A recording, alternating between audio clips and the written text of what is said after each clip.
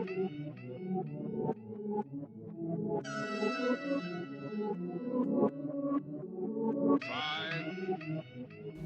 that was fucking gross. I'm sorry, guys. Groovy, baby. Oh my.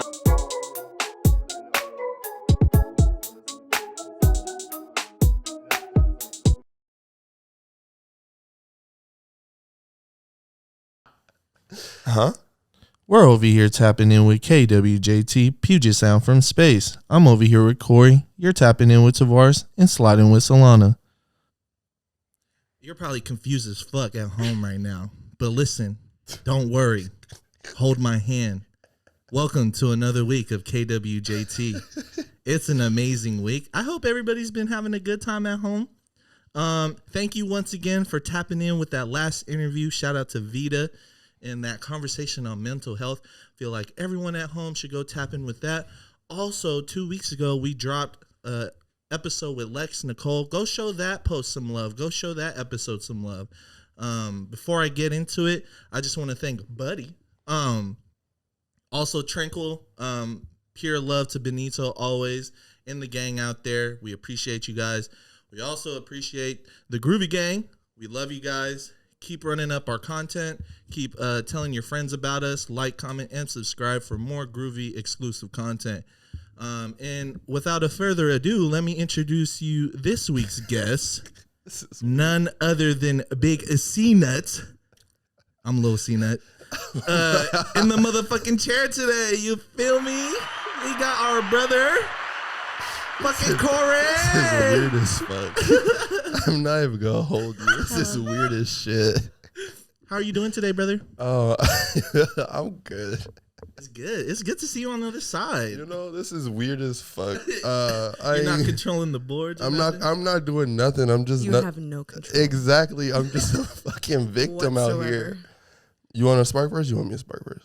There's two woods. There's two woods. We're about to get fucked up on this podcast. It's been chill. It's been a week, honestly. It's been a crazy week, I would say. I really got to try and be the guest today. You don't. Okay. But because it's not Family Friday, you guys. No, this is not. This is an Friday. interview. We're here with Corey. We're diving deep into his story this week, and we just want to thank you for coming out today. I'm just gonna lie the entire time. Thank you. Yes, thank you. For coming to the podcast. Thank you for creating the podcast. Do I deserve a thank you for creating it? You definitely do. Yeah, if it's not reiterated enough, brother, you probably get it out all the time when you're out and about. But you know, your two hunchos over here will definitely thank you for all the work that you put in. And all the work you've been putting in this past year to further our brand and, you know, to back us up as creators. So we truly want to thank you as your homeboy, home girl over here. I appreciate you guys. Fuck. Thank you. Yeah. Oh, yeah. Let's ring it off. Let's start it off. Do I ask questions first? If you would. I mean, no questions from you unless you. I'm good. I'm literally just talking shit because I don't know how to be. I know. I see it on your face right now. I'm just like, all right, I'm gonna wait for the flow of conversation to start and just answer. I got you guys. All right. Would you like to go first, Tavares? Sure. I want to bring up what we were talking about before while we were setting up today. I thought it would be really nice to open up the conversation today on how you separate grind and passion. how you've been doing it this past year. Maybe a little trickles of advice on how you separate the two. Shit. I don't really separate them. I try not to do anything I'm not passionate about. As far as like working with people, helping people, even the various people like I work with, outside of just us. Like I try not to. If I don't believe in it, you won't fucking see me there. You won't see me support it. You won't see me share it. You won't hear me talk about it because I try not to support things that I'm not really passionate about, and I don't work. Like I have a let me help sort of mentality when I do things. So I try to limit myself to shit I don't want to do. And like, I try to even step back from shit I may wanted to do in the beginning, but I'm not as passionate about or not as interested in after a while. So I guess for me, it's just picking shit you love and finding ways to love whatever you do, whether you fucking like we worked in ice cream together. We worked at the Bellevue Mall together, and I never was like, actually I hated those jobs, but one of the jobs, but I've always found like ways to make myself happy in what I'm doing. So like I try not to separate them because without one, I don't find myself doing the other. So if I can't grind in it, I'm not really passionate about it. And if I'm not passionate about it, there's no way I'm fucking making it through the grind. So I try to not put them in two different boxes. They're really conjoined for me.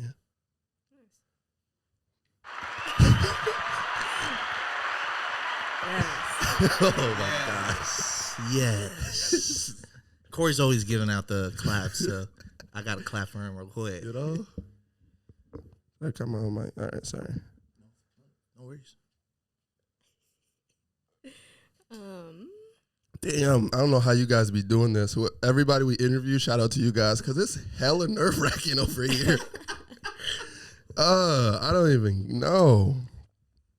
So how did you go from drawing Oh, shit. These people know me. to photography? Because they're two different like creative outlets, and they're completely different, but also very similar.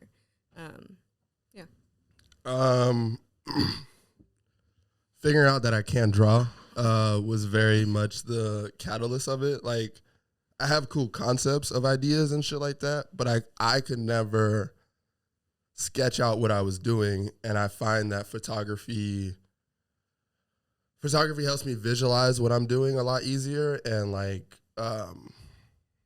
tell the story that I see, because it's very easy to like snap what I'm doing in the moment and like bring you into whatever I was doing rather than drawing a scenery for me. Hold on, let me hit this. Let me hit this wood real quick.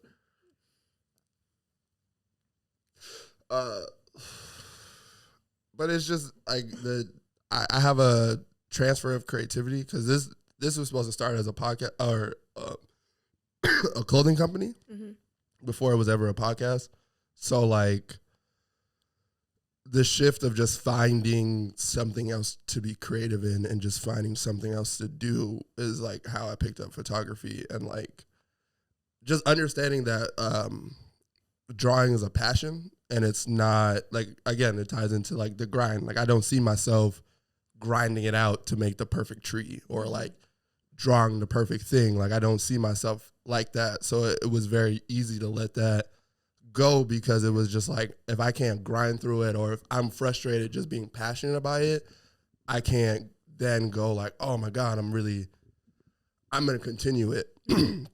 But photography, it was very easy to like, it was very easy to get this sort of gratification that I was looking for, and just like, this is good photo, this is a shitty photo, here's why. It's very black and white as far as composition and all those things. So it was very easy for me to fall in love, because there's always a grind in it, and it's still an artistic thing. So it's very easy for me to like find that love and passion for it, just because there's so many great photographers that I'm like obsessed with. So for me, it's really easy to go from one creative thing to another creative thing, especially if I can see myself like struggling in it and like pushing through those walls.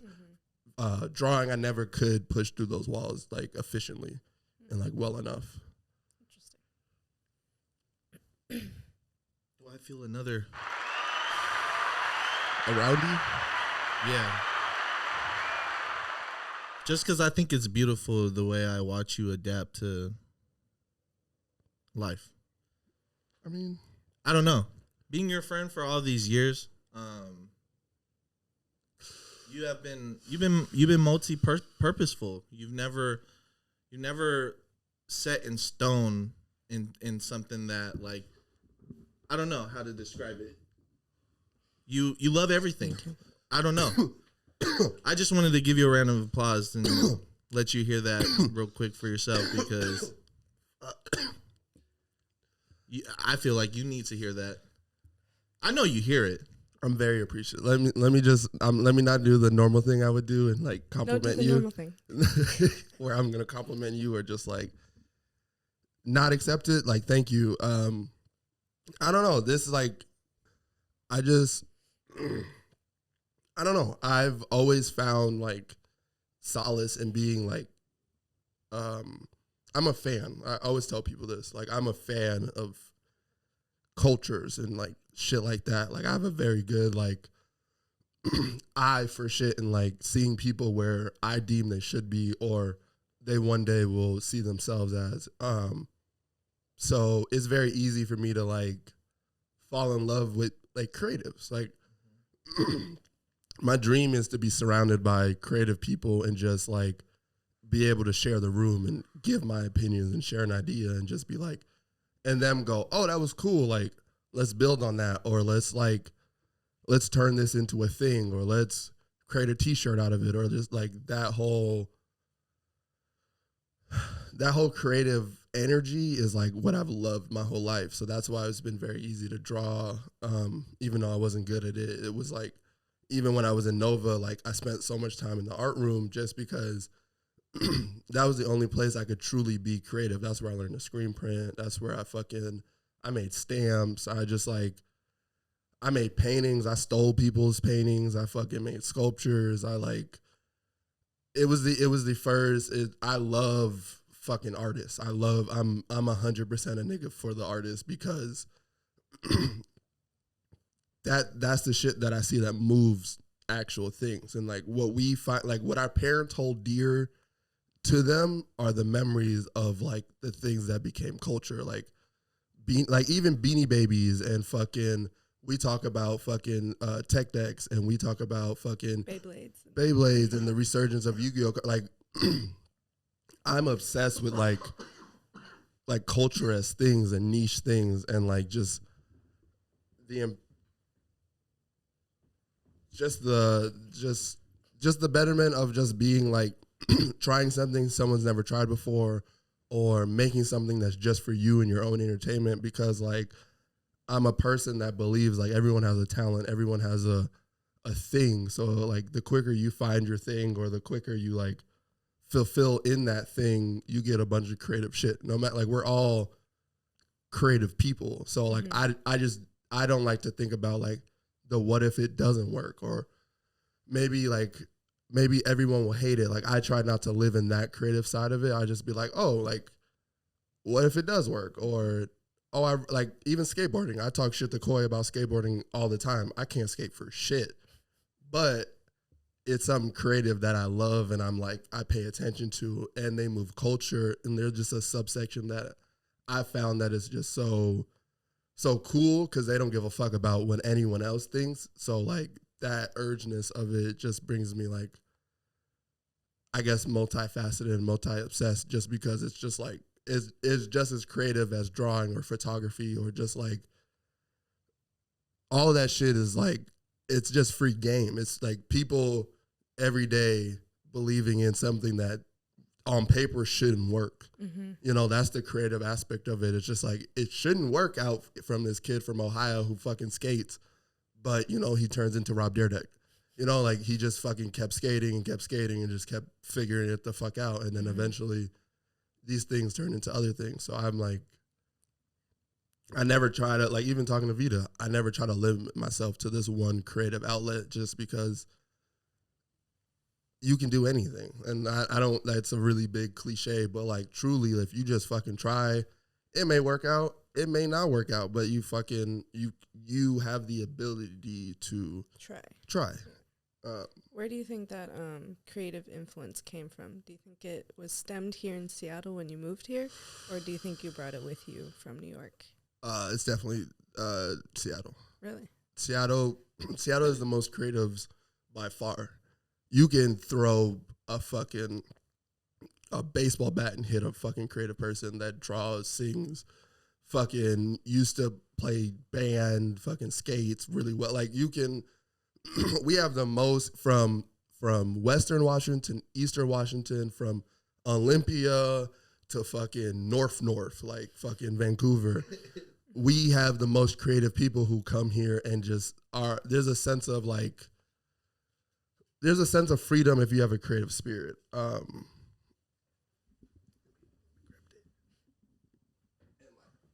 Like people from Washington fucking got the most creative shit. Like, I don't know. It's like,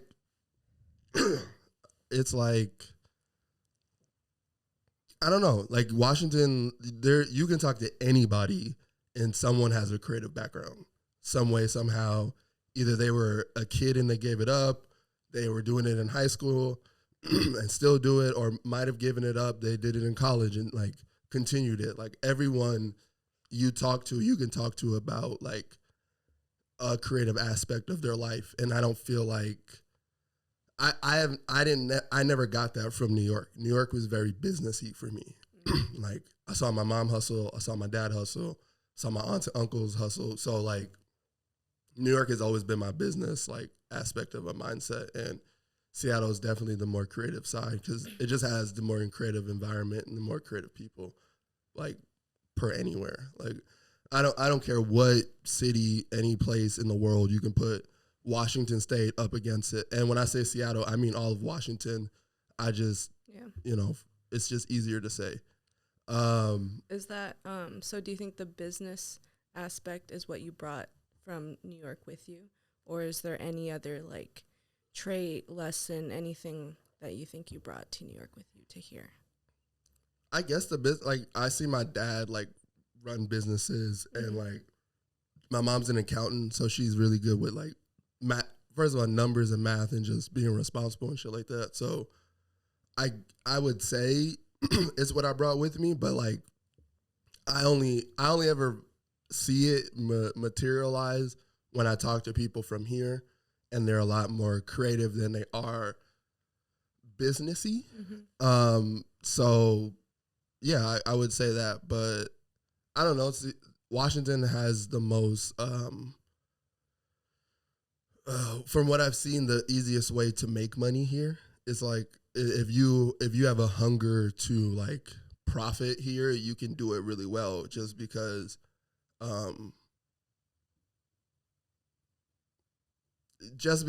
there's a lot of better paying jobs here than there are in other places, and you can really figure if you're good with less in life, you can really figure out how to up your money. Very true. And really get promoted if you could talk to people here. If you are good at communication and you are fine with eating less or shopping at the little spots where you can get away with it, you can really thrive here just because the minimum wage is higher here. And if you don't live particularly in Seattle, you can, find that advantage to, stack your bread up and then really like make a couple moves here, because just what I've seen, Seattle is very job oriented.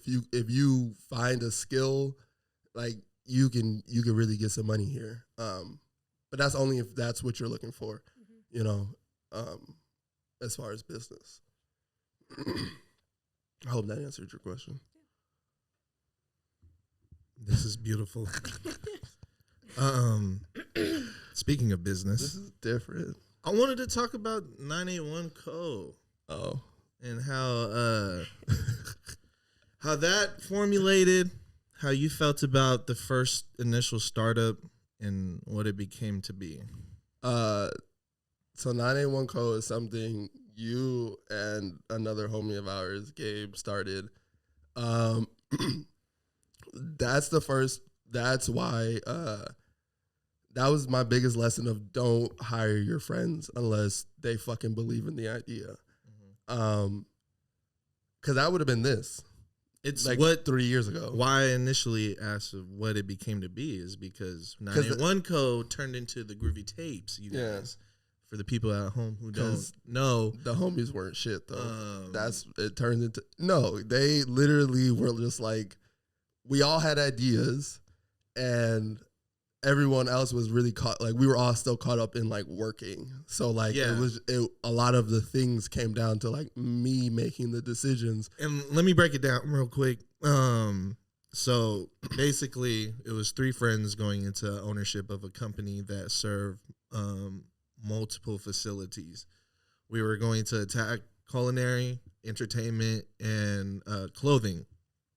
So this was 3 things we were interested in as 3 individuals, and we were going to break down basically like the first like multi-sourced outlet for people, because we wanted people to get good eats, we wanted people to have good entertainment, and then we wanted people to have good clothing. So at the time, we were all working our 9-to-5 jobs, and we came together within like, I believe 5 months. It had been 5 months of planning and then 5 months of meeting, of getting together and like talking about our business. So if you're at home and you're listening and you're wondering like, how do I start a business? Well, listen, this was the first business idea of the Groovy Tapes. Yeah. This is how we, I feel like we became to be, because over time, I definitely wasn't into the 981 company because we weren't moving. It was when you start a business, everything moves at a slow pace. So, you know, when you're relying on one team member to get everything done, and you know, it becomes more than what it needs to be. When you go together as a business, you need to all be together, and you need to have a team. You need to have a team that supports one another and is on each other's back. So it's not. So I'll even interject. It's not that we weren't supporting each other. Things didn't come. Things didn't materialize. We could never. That was a we great could word never you used meet. early. You and all of us could never meet and agree on something. It's very troublesome if like we all own the food, the entertainment, and the clothing side of it. Yes, and we can't agree on a logo, and we can't agree on a concept, or we can't agree on a first like thing, first drop, first product, first anything. Like we can't agree. Like we were supposed to do a podcast, we were supposed to do a pop up. We were 981 hour.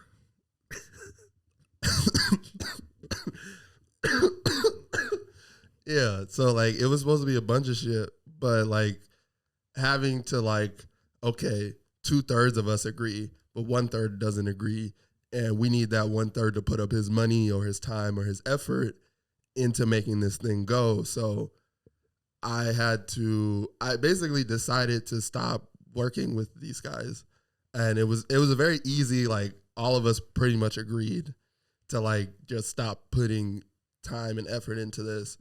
And it's hard when you work when you work and when we don't have the resources. None of us had the resources. No, but we just did. I don't feel like we knew what we wanted to do. We had a shit ton of ideas. Yes, but no one was confident in anyone else's thing to like push it for us to go like, oh, fuck what my idea. Yeah. Let's back this. Everyone was just like, I don't know, maybe this, maybe that, maybe we go with this first. So it was a bunch of maybes. And I remember taking a trip, going overseas, and I was like, well, fuck these guys. I'm not coming home without a business. I'm not relying. So I had a very tough conversation before I left with Fasil. Shout out to Fasil. He was like, why did you, he asked me a question. He was like, why did you give ownership to the homies without knowing what the fuck was going on? Like you gave ownership to people you should have just worked with and like just figured out what it was going to be before you just went up and gave ownership out to people and shit like that. So he gave me a very like tough conversation. It was like, what the fuck, if it's either going to work with these 3 and you're going to make it work, or you got to figure something else out, because that was a stupid ass idea. And I was like, and I went on a trip and I was like, fuck, he was hella right. Like I shouldn't have. I came to my homies and was like, we got to do something. And they were like, yup, let's do these things. But I came to them. It was never they were pushing me to do this. It was never we were all, hey, we got to come together. This has to be a thing. It was me pushing the team. So if I was like, I made a decision when I was on vacation. It was like, if I'm going to push something, I'm going to own it. I'm going to be the sole proprietor, and then I'll just bring people on and we'll figure out however they want to play in the business at that point. But I can't make business decisions through two other people. If I need something to go tomorrow, it's got to go, and I got to have the say on it. So I had to come to a decision. It's like, if you want that, you got to, figure out the business aspect, figure out what the fuck you're going to do, do all these things. And I remember talking to my mom. I was like, yo, will you help me make a business today? And she was like, yeah, like, but, what do you want it to be? I was like, fuck it, we're going back into entertainment, because that's the only thing I was pushing was the podcast. Mm-hmm. So I was like, fuck it, we're going back in entertainment. We're gonna make a little entertainment business. It's a production company that I ended up starting. And then I was like, I'm gonna go home and I'm gonna figure out shows. I'm gonna figure it the fuck out. I was like, I got one camera at the time. I got one light at the time. I got one stand. And I was like, me and Tavares is like, we've been talking about this. Like, I was talking about doing a podcast and I was doing all this research, but I was like, I don't fucking know how to start a podcast. I was like, fuck it. I'm gonna come home. I'm gonna save some money. I'm gonna spend some bread, and I'm gonna fucking just figure it the fuck out. And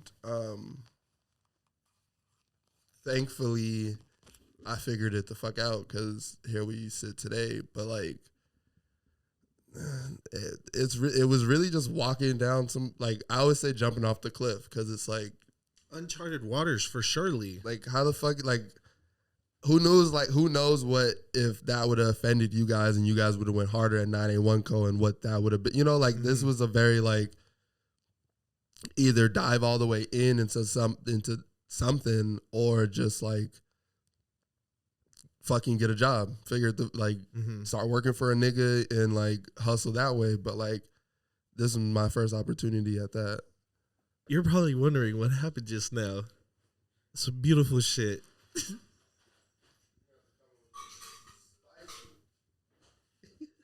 The flavor. The flavor. Talk to him. Big C Nut. Well, yeah, like, this is random. This is like a struck of lightning in a bottle that a nigga's not trying to let out. So like, yeah, like I don't know where I left off at, but like, yeah, that was the process of turning 981 Co and the disaster that was as a business, not as like anything else, but just the business aspect of it, and just figuring out what the fuck I wanted to do in business and starting this. And now we are afforded to do a lot of cool shit with this platform and give a lot of other people voices and do a bunch of other shit that hopefully we get to show people one day through our other creative adventures. But like, yeah, this is like, sometimes you got to switch it up, and then sometimes you got to like fucking jump off that cliff. Like, who knows what, like, niggas did not watch the Groovy Tapes in the beginning. They watched Massachusetts, and that was about it. Like, after that episode, we like, it went blank. It went like 50 niggas. But it was okay, because that was such a process. It really was. It was a building blocks, but like, such a process. To think, like, when you said, oh, we only had one light, one stand, one camera, I was like, shit, that's crazy. Yeah, shit don't look like that no more. But Go ahead now. It don't hurt. It don't. And this is the base. It's crazy. And it's not even. No, we're just scratching that shit. This is surface. We're scratching that shit. Like, this is the base. Like, this is what episode 1 should have looked like for me. and sounded like for me. Like That's like if crazy. I would have did everything right and had the bread at the time, and like this is what episode 1 would have looked like. We would have been sitting here with Koi, and it would have looked like this room. But that's not how shit works out. You gotta build that up. And then I'm so grateful for like all of our first videos, though. You me know? too. Facts. Oh, me factuals. too. Those are the never forget moments. Yeah. I'm just Because we were finding our bag. It was, like I said earlier, uncharted water. very much so. Like, we were just going out and doing it. Okay, guys, we're going to just set this up and have a podcast with each other upstairs in the room. And you guys In the like, summer, hella is hot. this cool shit to put on the podcast, guys? I don't know.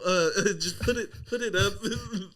Guys, if you guys don't notice now, if you go back and watch, I was drunk like every episode, every But fucking there was literally like a major shift. I mean, yeah in just all of it. I mean, we stopped drinking completely on the pod. Yeah, on the podcast, and it turned into coffee in the morning because we were podcasting in the mornings, and yeah. We made the adjustments, but like we did.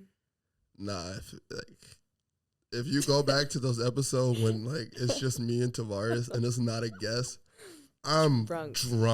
Like I'm fucking like I should not be that drunk to like be trying to hold a conversation. Man. But it's good. It's really good because like without those things, I don't learn from it, and I don't learn that's like. I mean, drink when it's appropriate, especially in the environment that we're in. Sometimes it's really celebratory, and sometimes it's really good to toast up. But don't get drunk. Right. Yeah. Right. Unless you're like we're at an hour and I'm like, all right, bro, 3 shots, 5 minutes, let's go. Crazy ass. But like truly, and like let me close the business shit. Like just to thank you guys for coming along this fucking ride. Yeah, it to believe in something is cool because I believe in a lot of shit, but to give a lot of your attention, your time, your money, your fucking like sleepless nights, arguing, fucking up, like just all of the frustration it takes to get to like episode 43, episode 44, like to continue the way we have, like this, like as much as you guys are interviewing me, it's a very celebratory effort because without you guys, this shit don't get here, and I really appreciate it. I'm gonna cry. It's not lost. It's not lost on me because it's like I'm fortunate enough to be able to like walk the streets of Washington and like meet a lot of people who have either like listened to the podcast or know us from their homie being on the podcast or just these different ways. And like truly without the two of you, no one gives a fuck. Like, you know, and it's very special to be in an environment where we provide something for the community, but also we like provide something for ourselves because we're allowed to like create an ecosystem where like people believe in something. People like back something from their city, and like that's I'm sorry, I'm over here crying. that's an important community thing. Like I don't know. I'm not lost on any of it. Like I don't think, like I hope people don't think I'm like too cool for school or like whatever the case is, because you know, like I don't either be popping out enough or I don't be responding to everything. But like it's not like none of this shit is lost on me that like this is a special thing. This doesn't happen twice. It like it exists because of the effort. So I really appreciate you guys and all of that like mushy shit. Yeah. We love you too. You about to cry? That's why you got stuck Man. the lid. I had am to- crying, so I had to, you know, but I'm an easy crier. gather that up. Oh, that was beautiful. I've been telling this whole podcast. I was like, it's real beautiful. Fuck. Okay. Has photography taught you anything not photography related? Oh yeah. What? Like what? Patience. Okay. Fucking. It's a new lesson of hard work. Because you think you have something. You think you have an eye. Mm-hmm. Like everybody who is a photographer thinks their Everybody eye. who has eyes thinks they have an eye. I mean, at least that's how I would see it. Like, because we all see things differently. No, I know. I'm not even gonna take the corny joke out of it. It's hella funny. No, like everyone who does photos, especially if you do it over like a consistency over a bunch of years, thinks they're the shit, or they're putting out good content or whatever, and like photography is one of the most humbling things that I get to experience on a daily basis, because I fortunately have people around me that hold me to a standard, not hold me to a standard of like, is this my best? And if it's not my best, what are we doing? And like encourage me to chase that white rabbit. So it's a different hunger that it's just pure creative, because like I'm always chasing whatever my perfect photo is, whatever this image of nostalgia or whatever I'm trying to display in my head is. I'm always chasing that, but like I love that it's something I can't ever catch, and it constantly forces me to up whatever I think I'm good at. Like if I think I'm killing color and then I get like a roll of shitty color, it forces me to adjust what I really know about lighting and what I know about like my camera and like what I'm doing in the essence of just like what I'm putting out. Because I recently switched from digital to film, and that's a whole different world. So it just forces me to be like, it forces me to up whatever knowledge I think I have, and whatever I think I'm doing, it just forces me to evaluate it, which I love because I'm passionate about it. So I love the grind of it. So it's very easy to take, like, to show my friends photos that they think are amazing and me go, oh, those are shitty. All of those photos are shitty. And like, nah, I'm not putting none of those out or any of that, to just have that chase of just like what I deem a good photo, and to like, again, be inspired by people who truly are admired in the community and are accepted at like what they do. Mm-hmm. So like to just understand that there's like levels to it, and like, you know, I'm fortunate enough to be in places where I can get like hands-on critiques from people that are in the community and that take really good photos, mm-hmm. and can like go, nah, like I wouldn't do that, or you should do this, and like you should display more color, or you should shoot more black and white, or take more portraits. Like I love you can do photography 1,000 ways and still get a different result, and like bring different emotion to different people. So it's one of those things where as a creative, it's like, oh, it's fire, because I don't know if I'll ever get the right photo. I don't, but like, that's cool. Like it's cool to not have something that makes me feel whole, but doesn't complete me. You know, it will always bring a hunger to me.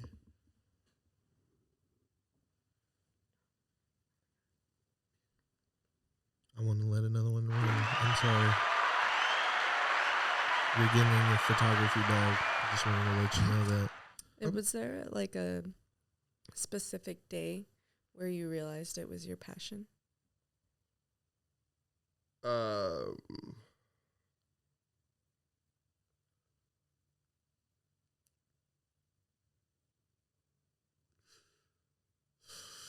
Sorry, it was a long breather. No, I don't think so. I just kept. Do you think it's come yet, or you know it's your passion?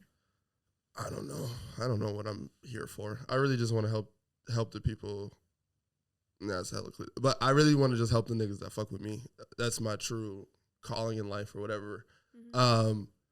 No, I mean, as far as photography, I feel like I'm passionate about good photos, so I feel like I'm passionate about it. I don't know if I will ever feel I've arrived in that lane, because that's such a, I don't know. It's currently hold on. Talent stories with the blunt. Nah, I'm just trying to gather The gather blunt a is telling good the story. No, gather a good thought. that was a joke. I'm serious, Corey, over here.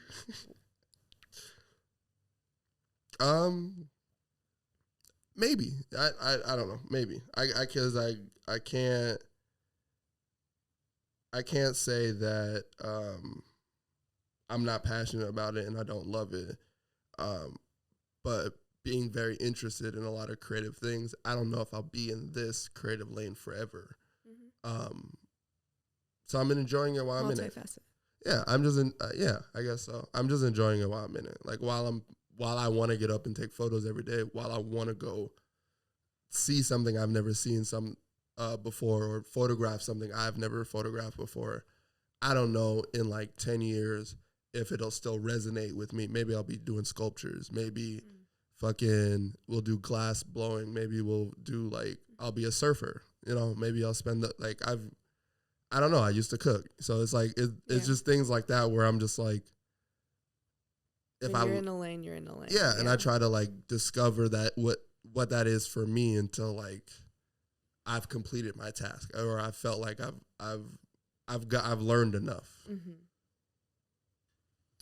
Bro, I actually heard through the grapevine that you were killing it, 5th grade concert, singing "Lean on Me." What the fuck? I wanted to put that out there Oh, too, my goodness. and also ask you about your ear for music. That was a great segue. When are you gonna rap? Never gonna rap. That's not me.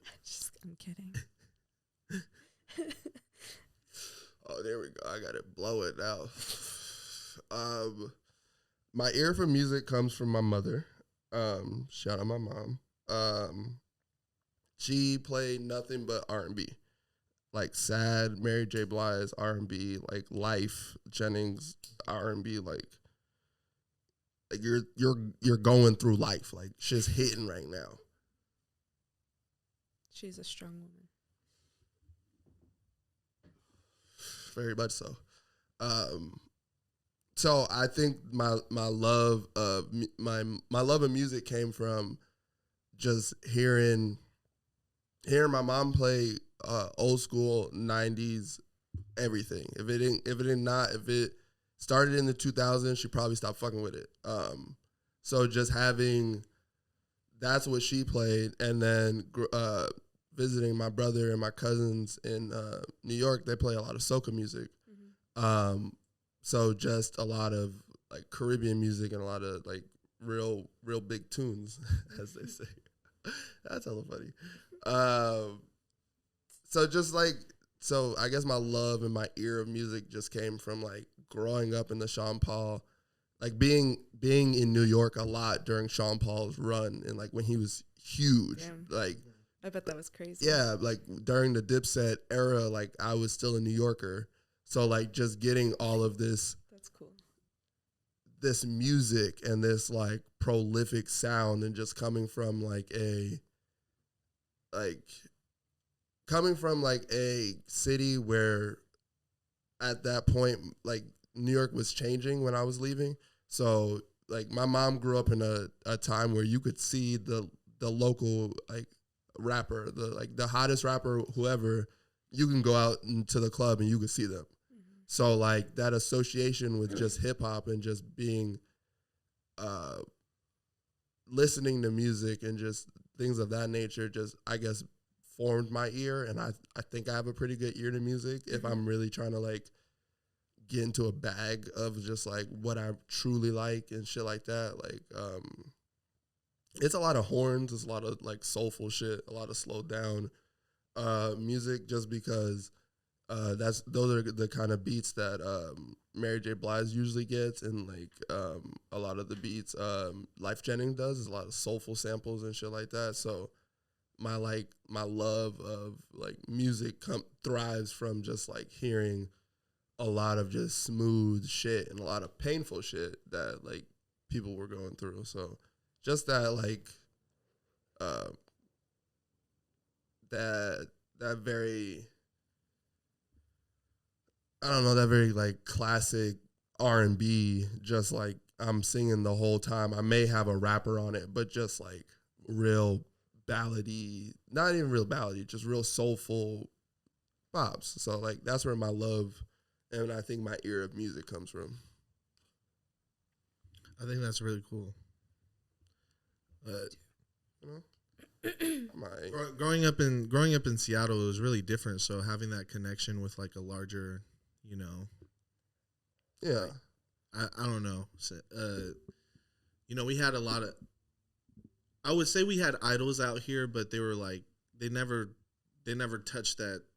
You know, seeing them on TV. You know, seeing them in pop culture. Yeah, getting in, really influencing the game, and I don't mean that as like a diss or expressing that in a negative way. I just believe that who we had at the time, who would I truly say was Sir Mix-a-Lot was one of the hugest things that really came out of Seattle at the time. You know, I don't even think I was born yet, but like just in your community, you know, you said it yourself. You had those people out there in New York, in the streets, you know. Yeah, like there was like neighborhoods. There was like a big, well, not necessarily like I as a kid, not necessarily in my neighborhood, but just like having the influence of knowing Dipset is from New York and just having that, like them being the biggest thing on earth and they're from your city. You know, like here in Sean Paul and Beyonce, and Sean Paul is played every 20 minutes in New York radio. And he had 6 or 7 smashes all at the same time, all on one tape. So like, if you really think about it, it's just literally 50 Cent, Dipset, Sean Paul. So and those are 3 different types of artists. So you're just getting this range of different Dr. Dre samples, and then you're just getting hella like Cameron, and then you get Sean Paul. So you just get this range, and then Daddy Yankee was on fire as well when I was a kid. So like, I'm just getting all these levels of just like different island music, as well as like New York struggle music, as well as like rapper 50 Cent. Like he was huge at the time. So just getting all like that sort of energy, and just like having an older brother who was also into music and just like put me on the shit that he was listening to. So it's like a dope. Thank you. It's like a dope experience. But I also attribute that like whatever I listen to today is also due to Seattle. Seattle had like when I got here, we were also listening to a lot of more grungier shit. True, very true. At least the kids I grew up around were very much into like really rock, fucking really grungy music. Like we were going through grunge. like Sad music. Well, sad, but like we were going through that empty. Paramore. Yeah, fucking was on fire out here. Fire. Owl City On fire. Let me stop. Nah, but like that was like like at school.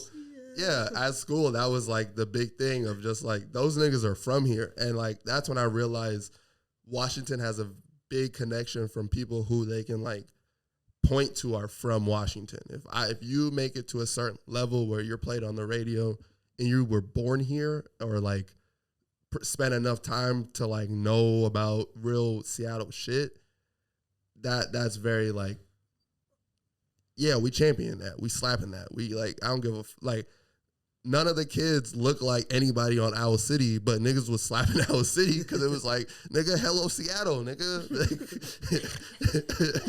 That's us. That's here. Like, you know, Very true. like no one, The Mountaineers. come on, like no one in Washington talks about Sleepless in Seattle. But if you want to talk shit to another person from another city about what's going on, nigga, Sleepless in Seattle was right there. Boy, Tom Hanks was on the block. Like it was nothing. You So can go like, sit right where he sat. exactly. So like, that's also a beautiful thing about like Washington. Washington taught me to like believe in who's from where you're from, and like the connection to being like champion things that you can touch, and that like big up what you're around, because like New York is very, I don't know, I never got that feeling from New York. I was never really old enough to like know what was going on, but like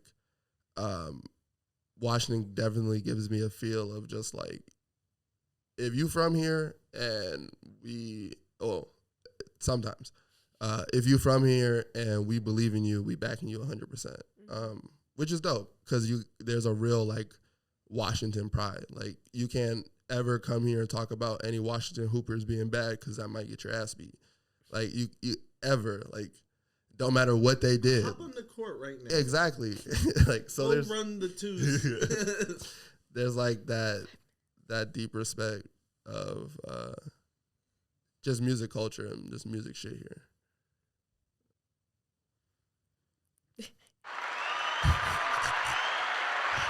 Is that a good interview? I know we're not done yet, but am No, I doing good? you're doing amazing. You You were born for this. We out here. To talk, yeah. We out here. what is one short-term goal you have and one long-term goal you have? Just one and one. I know you got a lot, so. What's the short-term goal I fucking have? Fucking drop more clothes for the Groovy Tapes. That's short-term. And long-term, fucking, I don't know. Keep doing this shit I'm doing. Like cement myself in this long enough to be like, all right, oh, you know that tall nigga Corey? Oh yeah, I know that tall nigga Corey. That's all I want. That's like, I feel it. I don't know. Like life switches, life changes. Like we could be in like anywhere. Like what this year has showed me, long-term goals can always be adjusted, and you can always make like that long-term goal happen in a year and like 6 months or whatever. Or you should focus on shortening whatever that goal is, whatever it is long-term, because this shit could switch up quick as fuck past all the life shit. Like dealing with regular life, but also dealing with like shit you cannot control has been more than apparent through my last, year and a half, 2 years. So long-term goals are like, I have a few, but like those are shit like I'm not gonna tell you niggas, to be honest. But yeah, it's just if I can do this for the next forever and figure it the fuck out, we in here. I feel it. Yeah, that's a For short. the long run. Well, yeah, like if you can cement yourself within your community forever, like that's legacy. Mm-hmm. If you could do it for the world, that's fucking legendary. Mm-hmm. So if I can do the first one first and then the second one after, that's good enough for me. Life don't happen twice. That was hella self-deprecating, but I got you guys. That's crazy. Man, staying at home, listening to all this motherfucking game. You're over here not listening. Man of wisdom. Mans of wisdom. Just try. Let me tell you a little something, y'all. All right. Whole lot of groovy shit. You feel me? Corey's out here. Solana's out here. We've been doing it for a long time now, and we haven't even touched the surface. I feel like since we got back from our trip, we've been on a different path of just helping the people when we're really moving forward with this. Man, just want to let people know that we're diving deep in our small bag content, and we're trying to get real interactive with y'all. So a lot of big things coming in the future. Not gonna say shit, but You're good. Don't look at me. Talk to the people. Like I'm a guest today. No, I'm not. I'm telling them what's up. He's looking at the camera and also with the other eye looking at me to make sure. Nah, bro. Shout out to the team. Corey, Solana, and Gina, and me, we've all been working together to really bring you guys some dope ass shit. So hopefully, the viewers at home, we can connect with y'all soon in the future. And we really do appreciate you guys tapping in every week. Hey, run those motherfucking numbers up for real. This ain't no motherfucking game. You guys motherfucking saying you fuck with the Groovy Tapes. I see you on the streets. You ain't with the Groovy Tapes gang. I might have to, do what it do. So, bro, don't be on the streets pressing people. No, the worst you could do is grab their phone and hit subscribe. Bro. Yeah, no, that's what I'm gonna check your YouTube. I'm gonna check your YouTube. If you ain't subscribed to the Groovy Tapes and you got YouTube Premium, foul. Just want to thank Corey for coming on to the show today. We're doing something different this week. It's always love. Shout out to Solana. Hey, you've been grooving with the South. I don't have anything else to share. Thank you for asking me. Damn. Everybody else get to ask that. All right. I don't got no progress coming out. I don't got nothing to push. You guys know what's up every week. We pushing it. Groovy Tapes gang. KWJT. You've been grooving with the South. It's Corey, Solana,